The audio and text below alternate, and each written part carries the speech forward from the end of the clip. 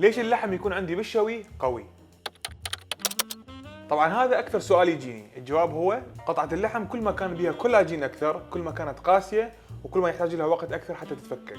بالشوي لازم نختار القطعة الصح، بس شلون نختارها؟ لازم نختار العضلة الكسولة بجسم الحيوان. اذا راح نشوي لحم غنم راح تكون القطعة الكسولة مثل حبل الظهر، الاضلاع والجهة العليا من الفخذ، لان هذه القطع قليلة الحركة وما شايلة وزنها هواية، فالكولاجين بها يكون كلش قليل وتكون لينة. اما يجيني واحد ياخذ قطعة الرقبة او الزند او الكتف ويسويهم شوي اكيد ما راح يستوون، لان هذه القطع اكثرها حركه وشايله وزن كبير، فبالتالي يحتاج لها وقت طويل حتى تتفكك الالياف مالتها.